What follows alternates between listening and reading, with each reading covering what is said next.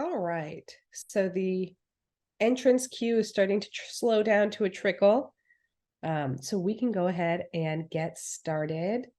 Again, welcome everybody to Fostering Families Today post-adoption support webinar.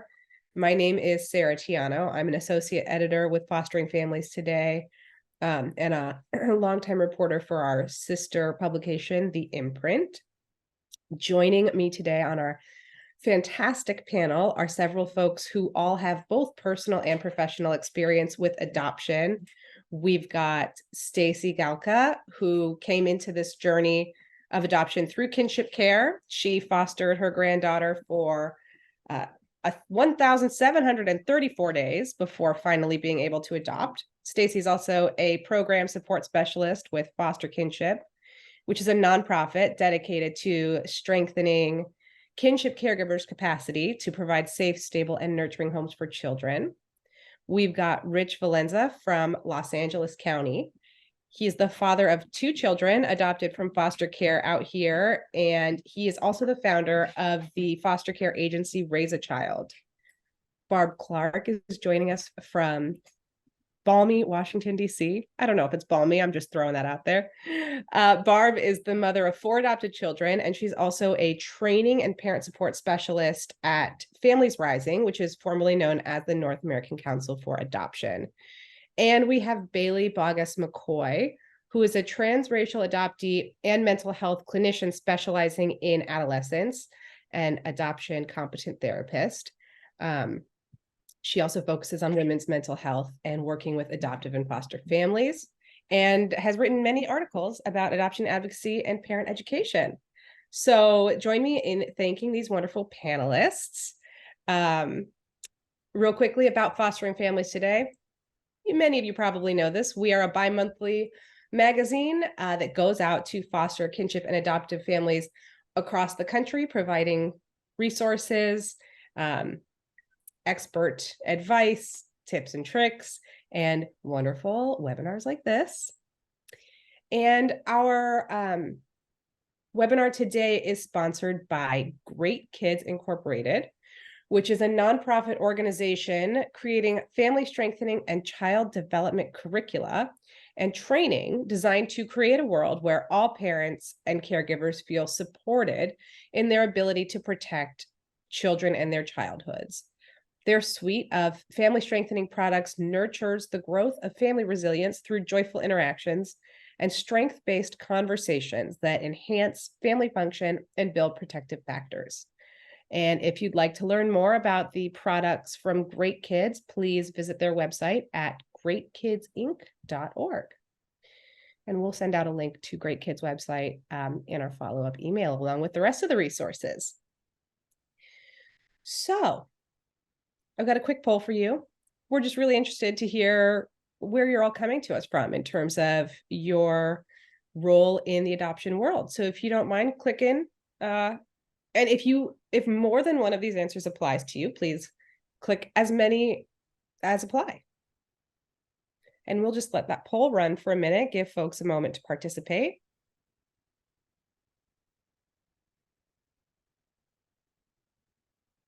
I'm seeing the results come through already. We've got a really good mix of people going on here. We've got a mix of professionals, adoptive parents, foster parents considering adoption. And we've got a lot of folks in the other category who are going to introduce themselves to us in the chat, which is great. And while we go through this poll, which we'll leave up for just another few seconds, we will strive to leave several minutes at the end of the session to answer any audience questions. So if you do have questions, please throw them in the chat and we will work to get as many of those answered as possible.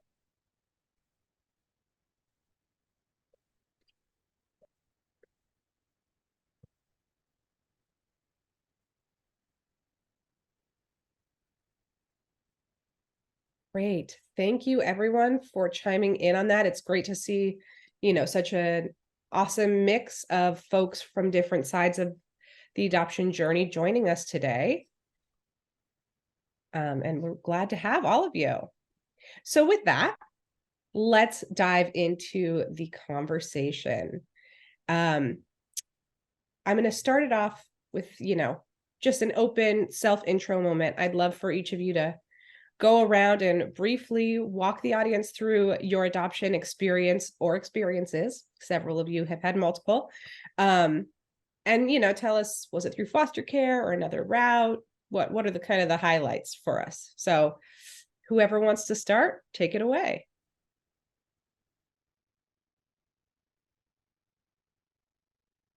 I entered the journey through foster kinship. So I'm a kinship provider first, foster care second. Grandma to my little one now is mine daughter. And the journey was interesting. Thanks, Stacy. Looking forward to hear more about how it was interesting. I'll jump in. So it was probably about 19 years ago that I decided that I was ready to foster to adopt as a single man, as a gay man, and went through the process with LA County. And way back then, some things were said and during training that made me feel uncomfortable, and I wasn't sure if I was really welcome to do that. So I did go ahead and adopt 2 children, and with the thought that when I got through, I wanted to help make it easier for other people to foster and adopt, and volunteered for the county for about 3 years, and then Raise a Child came to be. And we're actually, just to correct something, we're not a foster family agency. We're really kind of a marketing and customer service organization to help counties and foster family agencies recruit, retain, and support resource parents. My bad, Rich. Thank you No for problem. correcting the record on that. No problem. Bailey, I saw you starting to speak, but I think you were muted. So if you want to unmute and jump in. Oh, yeah, I'm Bailey. And I am a transracial adoptee, which just means that my parents that adopted me are a different culture than I was born as. Kind of confusing, but so that's my lived experience. It's been a wonderful, interesting journey. Learning. I've served on several advocacy committees, presented at different conferences, but probably my favorite part is how I've been able to write articles. And like I have some from 2020 that I still hear from, like get random emails from people today about how they're helping, just kind of define what adoption is. And then of course my experience as a therapist where I get to work one-on-one with families and mostly teens that are adopted too. Awesome. Well, my name is Barb Clark, and I probably didn't send my updated bio. I'm the Director of Training at Families Rising, formerly known as NACAC, the North American Council on Adoptable Children. We're in the process of a name change, which is a slow process. But so we work in the field of child welfare with adoption, foster, and kinship care. We're really big advocates for post-adoption support and post-placement supports even, and do a lot of education and advocacy and support in those areas. And I am an adoptive parent. My husband and I adopted, we did private infant adoptions. All of our kids were between 5 and 10 weeks of age when we got them. 4 of them, and they are now ages 20, 21, 22, and 23. Nope, I said that wrong. 21, 22, 23, and 24.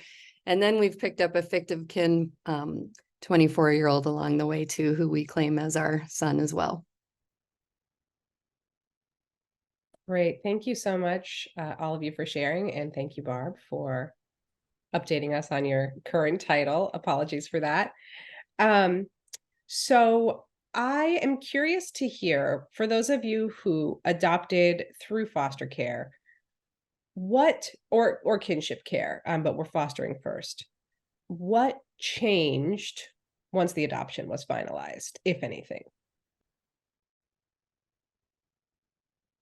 The only thing that changed with me was that CPS was no longer at my door every month. I didn't have to report to them or do the regular steps for that.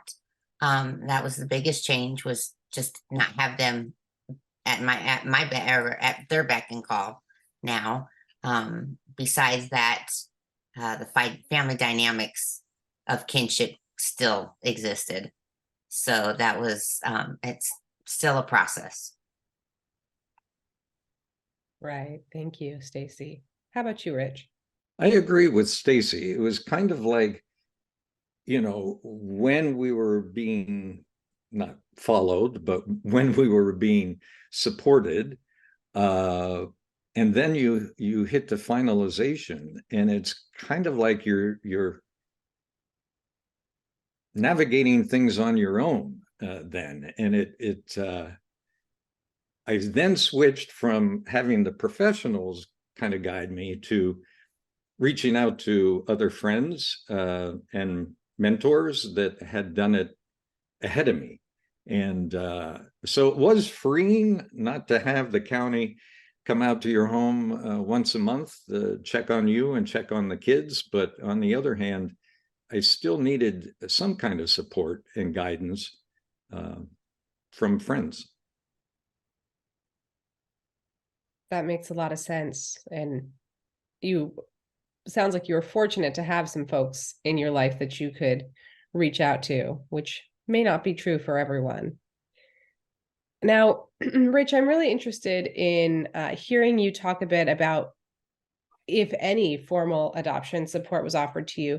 But first, you mentioned that you felt uncomfortable and maybe a little bit discriminated against when you were going through the adoption process. So if you're comfortable sharing what that was like and how you worked through that, I think that'd be great to hear. So halfway through the training, there were a number of Saturdays that we had training, and halfway through, we were asked to match up with another person, and we were given case studies. And I can picture my partner, but I can't remember what my case study was or our case study was. But I do remember two conservatively dressed older women who stood up during their turn, and they were reading their case study that they were fostering a 15-year-old African-American boy who had been doing well in school until the past couple of weeks, when he was coming home bloody, and they were being called in to meet with the principal with problems. And one day he comes home and he says that he believes he is gay. What do you do? So one of the women said, well, that's against my religion and I would have to get rid of him. And the other woman said, well, I have a 14-year-old boy that I gave birth to, so I'd have to get rid of the 15-year-old because I wouldn't want him to turn my son gay. And I sat there kind of with a smirk on my face thinking, these three trainers are going to let these people know, these ladies know that, what the laws are in the state of California and all. But back then, they weren't really prepared well. And so, honestly, it was the most pregnant moment there that kind of went on for a while. And they looked at one another. They didn't know how to address it. And so they said, okay, let's go on to the next case study. And what that did to me, sitting there and not really, I never shared, even with my family or friends, that I was going through this process, because people have their own opinions of children in foster care, and I didn't want to hear it. But they're in class where I thought I would be rather affirmed for doing what I wanted to do for children. I felt like I was getting hit again. And so that whole week between that Saturday afternoon when I went home and the next Saturday, I didn't know whether or not I was going to continue. And, what I've come to learn is there's a great diversity of children within the system. And all of these children deserve love and to be nurtured and to be supported in these very important years of growing up. And so, you know, we founded this organization, Raise a Child, to really support everybody and honor everybody and respect everybody. And so I'm very proud to say that within a few months of working with LA County, they changed things around. And there's an organization called Human Rights Campaign that is working around the country to make sure that everybody coming into this process is welcomed and honored as well. So, yeah. Well, thank you for sharing that. And I think I speak for everybody when I thank you for doing that advocacy work that's been so important to making foster care and adoption a more safe space for everybody to participate. I appreciate that you've done that. You talked a little bit about the support kind of dropping off when you finalized your adoption. Was there any formal support that was offered to you through the county process when it was finalized? Yeah. In 13 years of running Raise a Child, we actually have a database of nearly 100,000 people that are either interested or on their path to foster, adopt, or be respite parents. The one thing that I have seen over the years is that people, when they're matched with children or youth in foster care, there's always a honeymoon period where the parent is on their best behavior and the child or youth is on their best behavior as they're getting to know one another and becoming more and more comfortable. And time and again, then children start kind of testing whether or not they're going to be loved and whether or not they're going to be staying in that home. The one thing that I wish that people would recognize is the need for every child to have therapy for themselves. And many parents and some of my own friends that we helped think, we're good here. We're good. And we don't need therapy. Or some people don't believe in therapy. But for the trauma that these children have experienced being removed from their homes, or the neglect or the abuse that they've had, I wish there was something we could do to convince people. And to answer your question, yes, I was very lucky. I was introduced by the county to a program at UCLA called Ties for Families. We then went to Children's Hospital with USC, and my children, they're now 22 and 23, and we still believe in therapy, and they still get therapeutic services. And not only for the kids, but as a parent, if you hadn't been a parent before, it's very important to check in with the kids' therapist too, to figure out, am I doing this right? Should I have said that? How do I support my children? All of that. So yeah, therapy is very important, and I wish more and more people believed in it. That's a great and thorough response. Thank you for sharing. Bailey, I'd like to kick it to you. I'm not sure what age actually you were when you were adopted, but did anything change for you when your adoption was finalized? And can you share about that?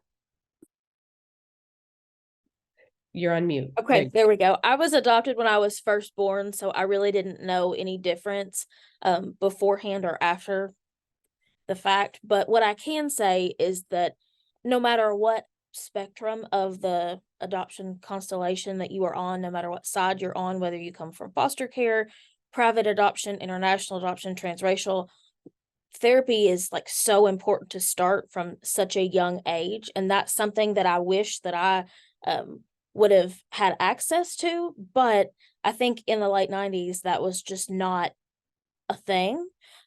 Because like my parents were told like love is enough, and it's not.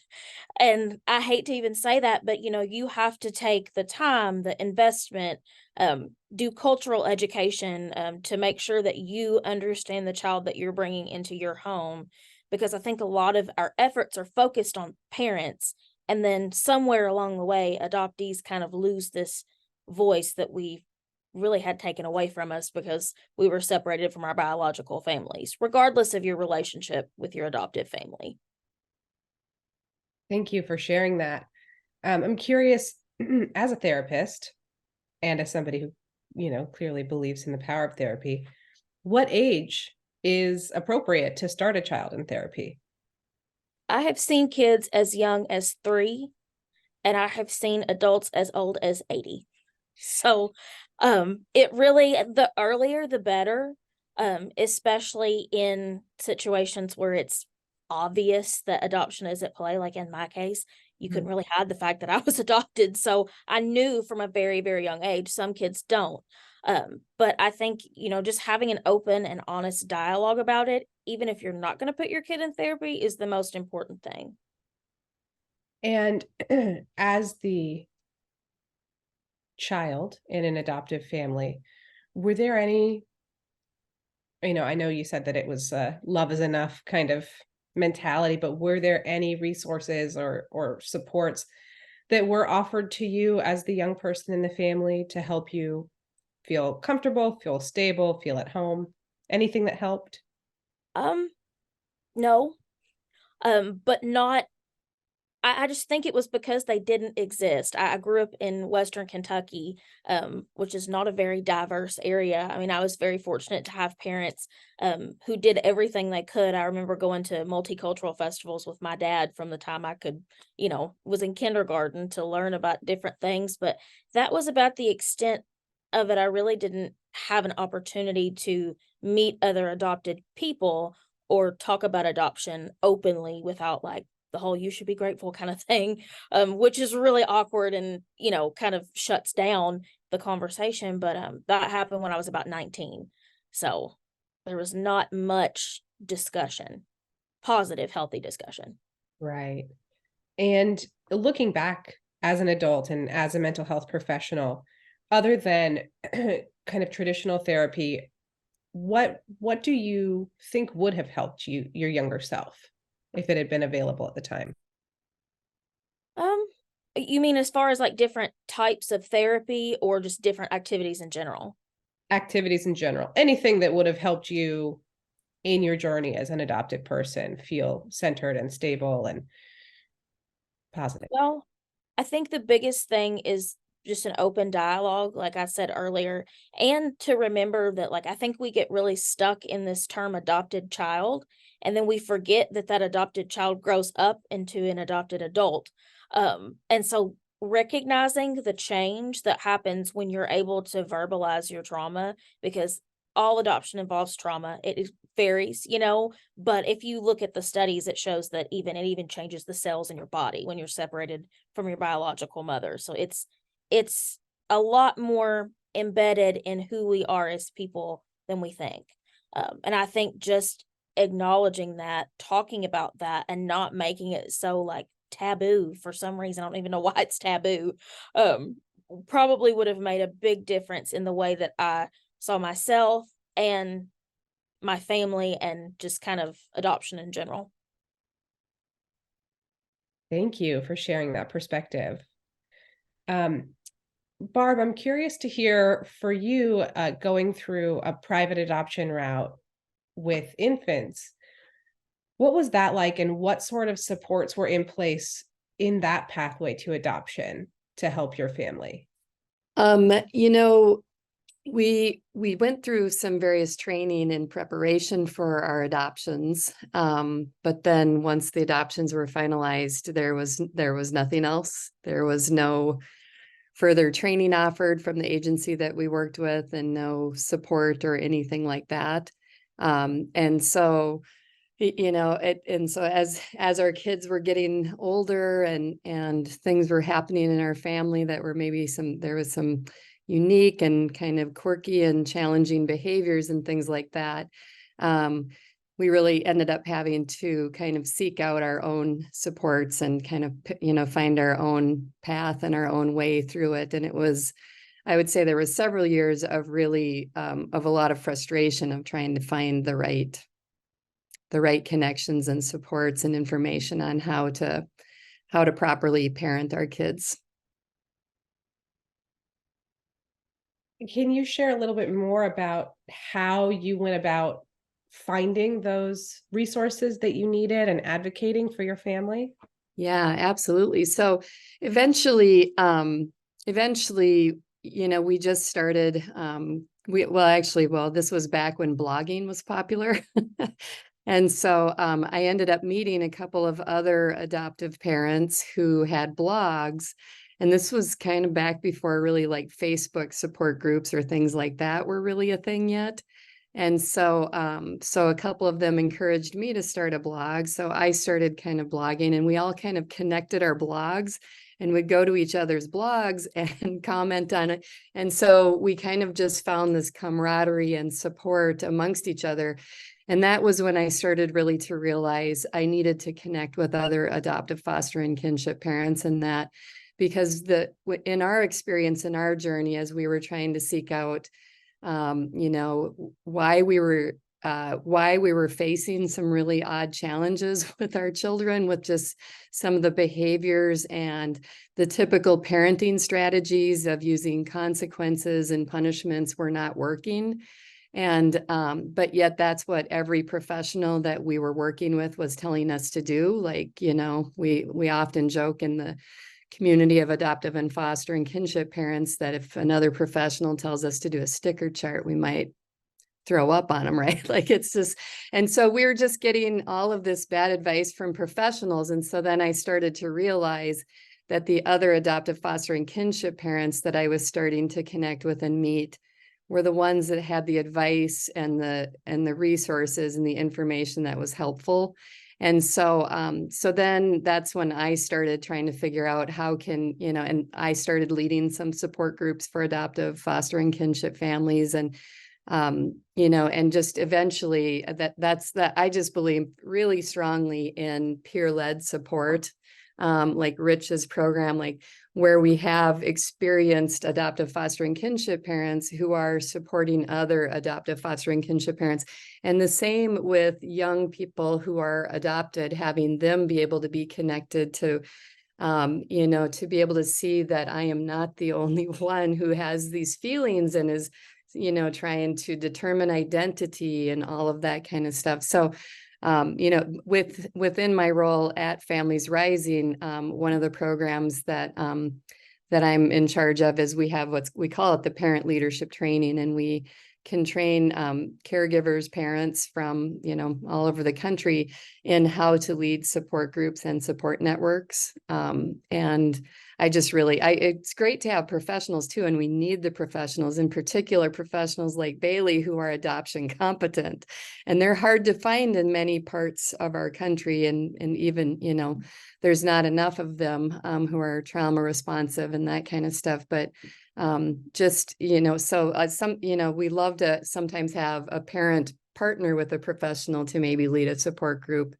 But and professionals can lead support groups too. It's just that lived experience is just so important.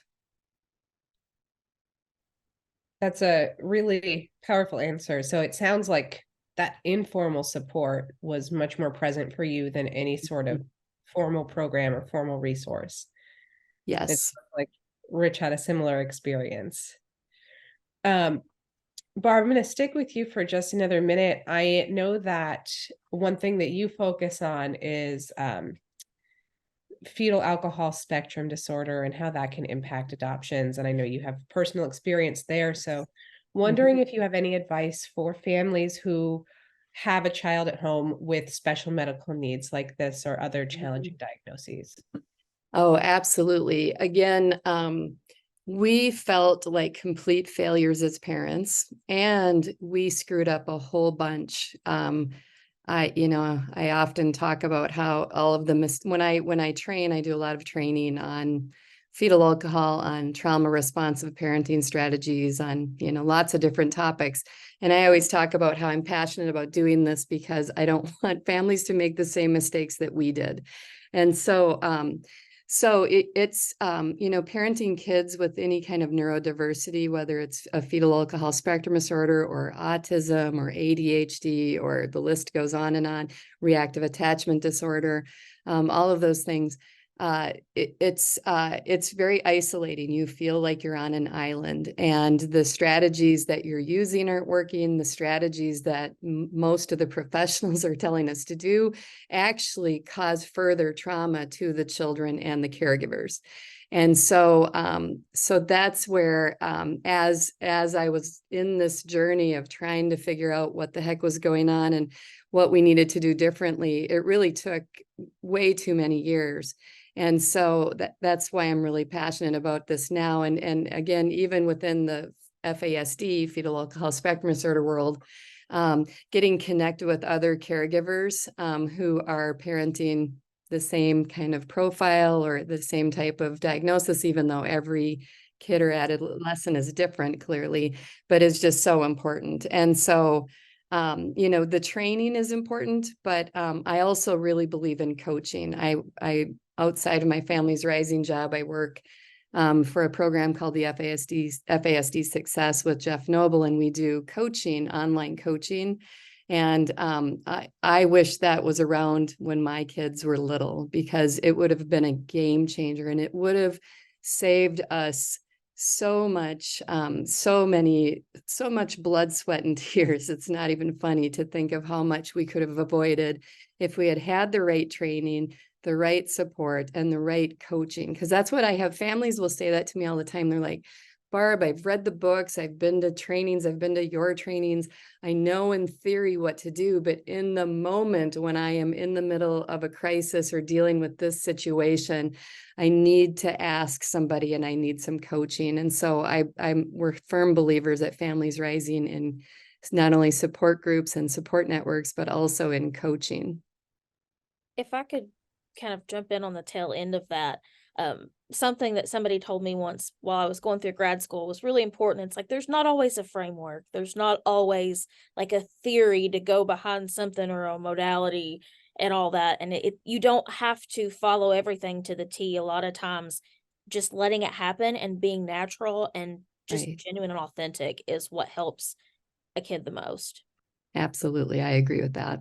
And, one of the biggest things for us, one of the things I think within post-adoption and support networks and stuff like that is so important is trying to first of all, help families reframe behaviors and kind of look at it from understanding the neurobehavioral aspect of where the behaviors are coming from. Because the majority of the time when it's kids who have experienced trauma, it's not willful disobedience.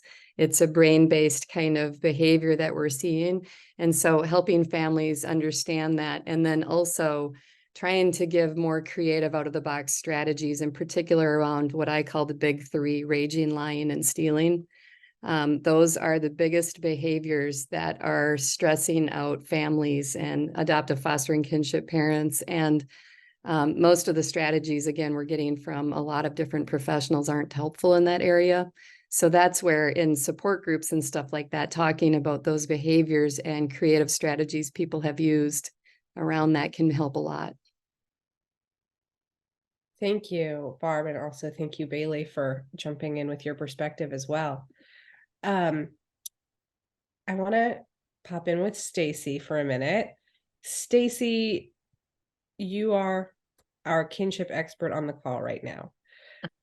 Can you talk to us about what might be different with a kinship adoption experience and what kind of support you were offered and how that might differ from other folks' experiences? So we have a great program here.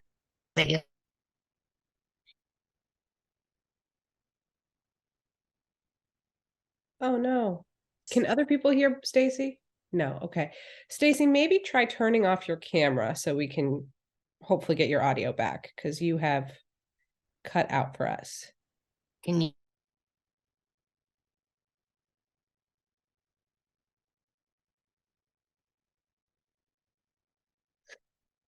All right. Let's give Stacy a minute to try and get a better connection. Stacy, if you can maybe Can you try. hear me? No.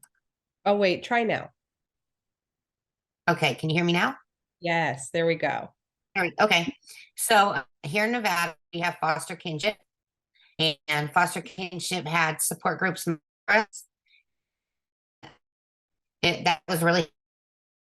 Am I out again? No. Yes.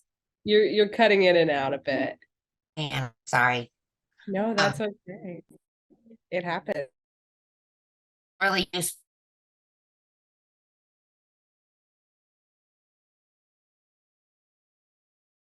We will try to. you could go in answer or okay. I think we might have you if we want to give it one more shot. Otherwise, we can maybe give your internet connection a minute and come back to this question. Okay, can you now? A little bit better. Okay. Sorry about that. Still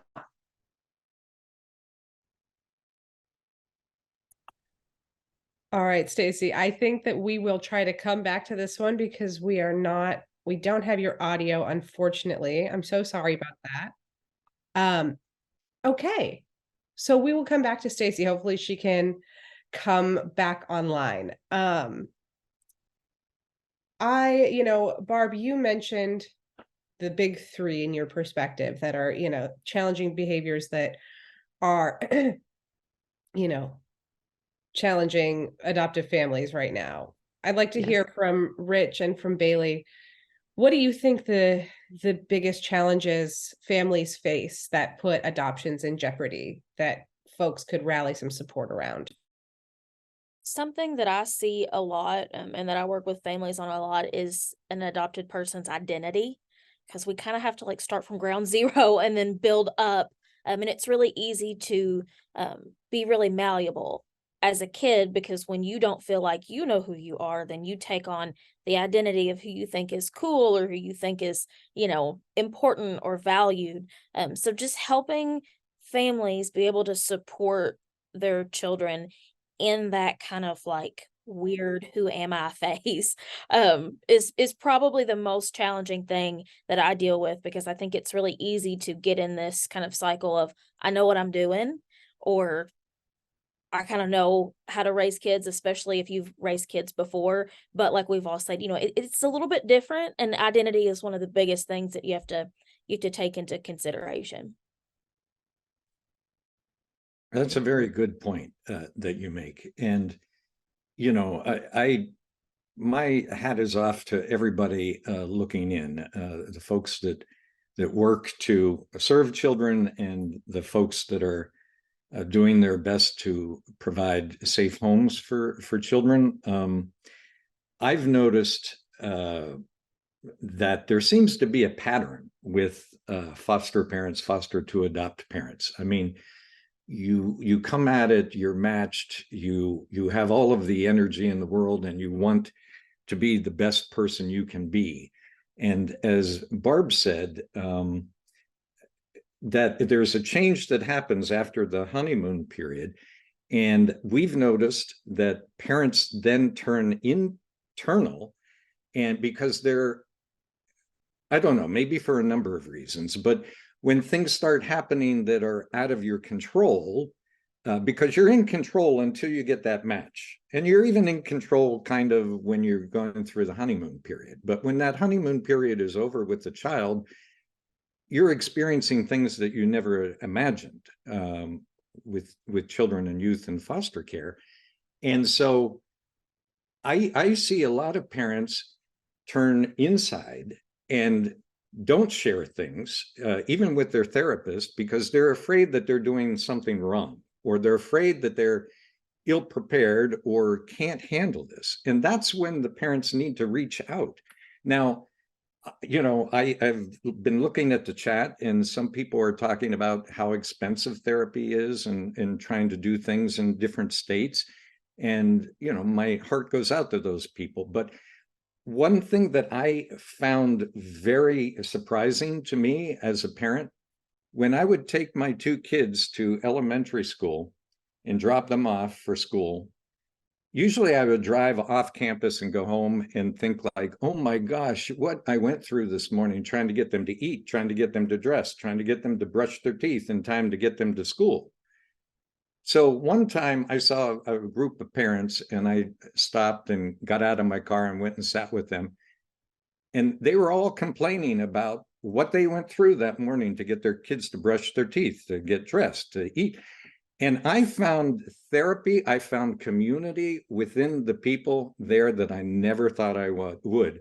And the very same people that I was trying to put on a good face for were going through exactly what I was going through. So I encourage people to look for community, to look for support, not only on the internet or, you know, in social media, but people that are right there living the same life, whether or not they've adopted. You know, people with their own kids have very, very similar problems and challenges and hopes and dreams. And so make a network for yourself, put yourself out there a little bit, and don't be afraid that you've made all kind of mistakes, because as a parent, there's no, I don't know, there's no exact rule or path to raise children, no matter who they are. So find support for yourself. And if I can piggyback off of Rich now talking about how therapy is so expensive and all of that, that's my biggest pet peeve ever. And it's a very big disadvantage to a lot of families when your copay's $120 or that's somebody's private pay, right? That's not feasible. Like if that was my rate, I couldn't afford to see me and I'm the therapist, you know? So that's strange to me. Open Path Collective is a really good way to find therapists with sliding scales. I don't know if they're going to be adoption competent, but they're affordable, which is the point. But hopefully soon, more like affordable coaching will be available online, you know, because you shouldn't go in debt just to feel comfortable being a parent. That's a very odd concept to me. Thank you for sharing that resource, and thank you both for your perspectives. Bailey, wondering if you can speak to folks about how, you know, especially there are a lot of parents on the call, there are a lot of child welfare professionals on the call.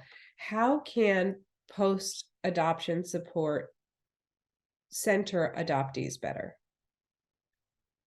For me, it's very easy because we have more of a voice now, and I say we because every adoptee I've talked to pretty much is on the same kind of page. We have more of a platform now with social media, and you know, like it's National Adoption Awareness Month. We call it National Adoptee Awareness Month. You know, October 30th was Adoptee Remembrance Day because we're 4 times more likely to commit suicide than any other population. So like looking into those statistics and knowing that and actually talking to the kids, because it's just kind of a natural thing. You're like, oh, well, we're going to give you this great home and a great family and it's going to be wonderful and you're going to be so happy. But they don't have to be happy. We're not always happy. And I think kind of with post-adoption support, removing this aspect of like, okay, we know you're going to be a problem, so we're going to tell your parents exactly what you're going to do, because we already question the why. Most of us don't get a why, you know, we were removed or why we were placed for adoption. So then you get on this thing of I'm a problem. So addressing it with really positive language and more prevention rather than reactive strategies is also really important. Thank you for that thoughtful answer. I have a question that, you know, I'd love to hear feedback from all three of you. Like I said, there are a number of child welfare professionals on the line, folks actively working with foster and adoptive parents. And I'm wondering, you know, from each of your perspectives, what's like a policy level change that agencies could implement that would help these professionals better serve folks in the adoption process and once that adoption is finalized?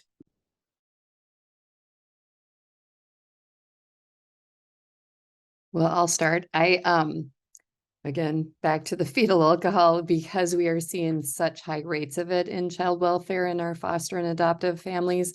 I think that needs to be a required training for all child welfare professionals and anybody going into foster or adoption. The state of Minnesota, where I used to live, they have a state statute now that went on the books probably 3 or 4 years ago, at least, that all licensed foster parents have to receive annual training on fetal alcohol.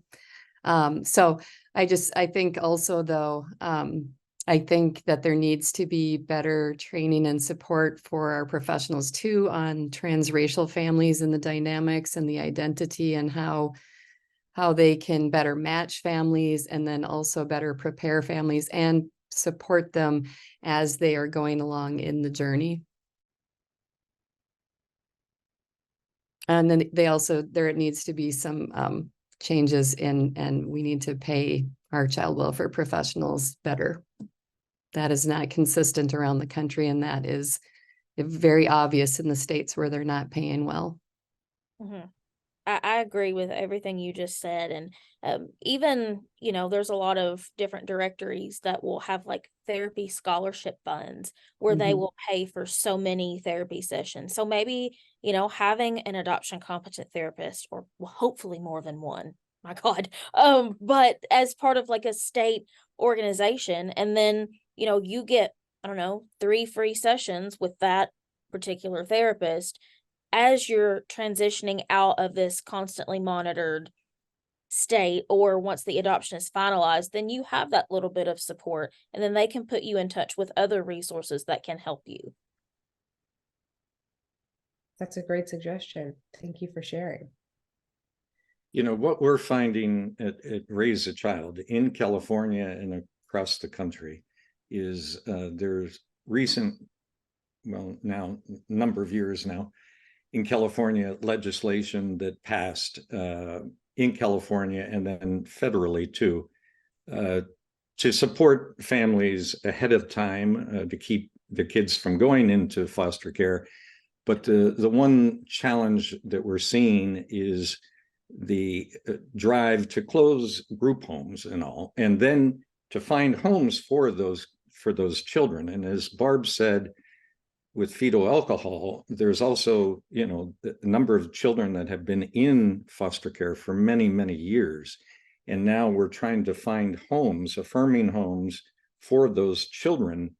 It's a very tough road to go to find, we call in California resource parents, foster and foster to adopt parents.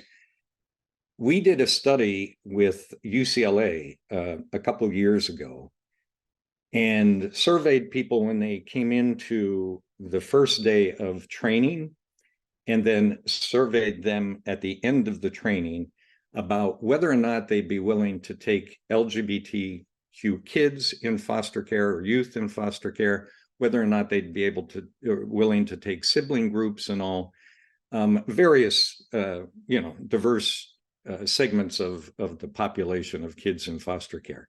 And what we found was that, and I'm pulling these numbers out of my head as an example, but LGBT parents or couples that were in training initially were maybe 20% open to the idea of taking LGBT kids in foster care, where straight families or individuals were like 10%.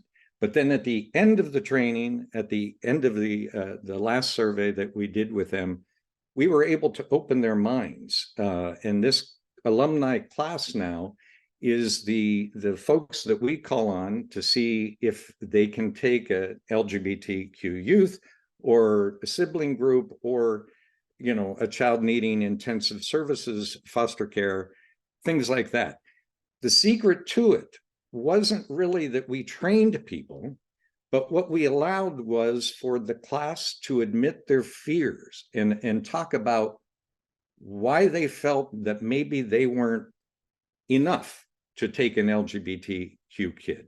Or as an example, my partner and I have talked several times about whether or not we'd want to take an LGBTQ youth into our home. And we have our own fears about what our family would think, what the neighbors would think, or if the child would, make a claim against us that wasn't true, what that would do to our careers.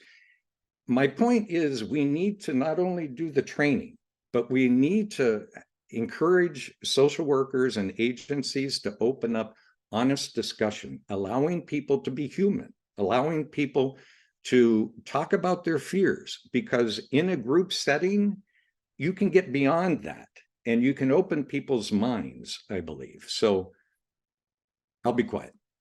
Here's Stacy. Thank you, Rich. I appreciate that. All right, Stacy, do we have you in the Am I flesh? on? You're Hear me? on. Yes, Good. great. Well, Sorry. no, I'm so glad you were able to make it back on. We've got a few more minutes left. I'd love to hear your Okay. thoughts about the differences in the experience you had with the support received adopting through kinship care. So the agency in which I work with, the organization we have here in Nevada, is Foster Kinship. And they gave us support monthly. So I continued going to support group the whole time through fostering and then after adoption, and that helped. Finding out what everybody else was going through with the process and that we needed to go was really beneficial. Otherwise, after adoption, our same problems existed, the same problems that we had beforehand with our family members, we're still going through now after adoption. Right. And I know that you've mentioned the journey that you've had with your adult daughter, whose Yes. child you adopted. Are there any tips that you have for other folks in your situation on how to navigate that relationship with your adult child when you've adopted, or your relative whose child you've adopted, or any resources folks can look for that? It is my adult daughter, and working with her, she has mental health issues, so be on edge and have a stable place to live. If she has both of those, then she's able to see her daughter. And so we kind of co-parent now. We've gotten to a really safe place where she's able to come over every weekend. She has kind of a big sister role with her. So not much discipline, but definitely bonding, which they never were able to do when she was younger. So the relationship now is it's a really nice, beneficial relationship, and definitely therapy through all of us.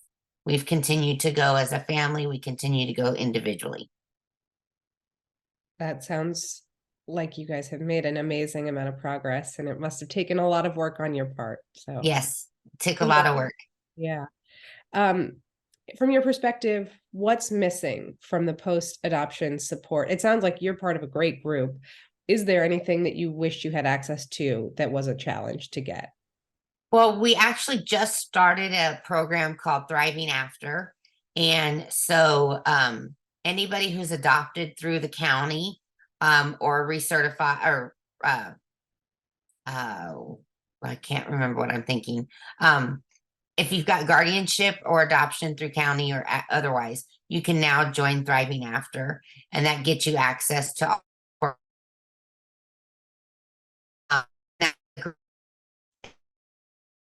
I work with the agency now, but I'm also part of the program. Great. Thank you so much, Stacy. I'm so glad you've been able to join us again and share some of your perspective. We've got just about 4 minutes left. So really quickly, if you guys are game, I would love to toss a couple of questions from the chat. And anyone who feels called to answer, please just chime in. We have one audience member who asked, at what age is a good age to inform my adoptive granddaughter she is adopted? I received many answers. We received her at 12 months and she is now 6. Thoughts on that? As early as possible. It is a great disservice, a very great disservice to a child that they don't know their roots. There are plenty of children's books out there to read to the child at night about choosing love to adopt a child, I would encourage that. Thank you. I agree, as young as possible. We want to normalize it, and because if we wait too long and hide it, it sends a message. So those are great points and great suggestions. Thank you all for weighing in on that. Barb, you talked about the importance of coaching, especially for parents who are dealing with medical diagnoses. One person reached out and said that they are dealing with such a diagnosis for FASD and in need of coaching. Do you have any suggestions on where somebody might start their process of tracking down that kind of service? Well, yeah, the FASDsuccess.com is the website where there is a specific FASD coaching program. There are others out there too. You know, at Families Rising, we do training all the time on this. We right now have a 4-part series on fetal alcohol that's on our website that will be there at least until December 31st. With FAS, there's also FASD United has a family navigator program, FASDunited.org. They used to be known as the National Oregon Fetal Alcohol Syndrome, NOFAS, but they have a family navigator program. I think they have four or five staff who can help people from, you know, all over the country to find resources and get connected with more info on fetal alcohol. Thank you. And I will be sure to put that website in the follow-up email so that anybody in need of it can have easy access to it. I will make this the last question so that we can respect everyone's time and let everyone go on schedule. Bailey with not you, Bailey, another Bailey said that they work in a post-adopt program and see some resistance from parents even after expressing, you know, desires for help. Any recommendation on how to reach parents that may be a little bit resistant to getting the help even when they said they needed it? A tough one to end us off. My biggest suggestion for that would be just to meet them where they are. And so if they're resistant, why? Even if you don't understand it, even if you don't agree with it, if you are in a position where you are helping people to make a change in their lives, then you have to kind of meet them where they are.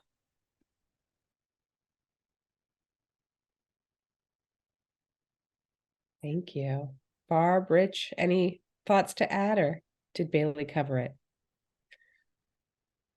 She got it. Fabulous. Well, Rich, you've been put on the spot to offer up some book recommendations. If you want to take a few minutes and send those to me via email later, I can share those with the group. But you've caught some interest there. Good. I'll do that for you. Great. Well, with that, I am going to sadly draw this great discussion to a close. I think we could go on for quite some more time, and I know folks are really active in the chat. They've been really interested in what you all have to say. So I thank you and Stacy all for joining us and sharing your insights and expertise. This has been really enlightening. And thanks to everyone who joined us and kept this chat conversation so rich and open. It's been really great to see this conversation unfolding, and hopefully a conversation that we can continue to have. If anyone, you know, on the call has follow-up questions, feel free to shoot them our way and we will do our best to direct them to the right people. No promises, but we'll try. And like I said at the start of our session, we will be sending out a follow-up email that'll have the recording, it'll have the resources that we talked about, and it'll have book recommendations from Rich. So thanks again for joining us. We hope to see you at a future Fostering Families Today or Fostering Media Connections event. And thanks once again to Great Kids for sponsoring this call today. With that, I'll see you all later. Take care, everyone.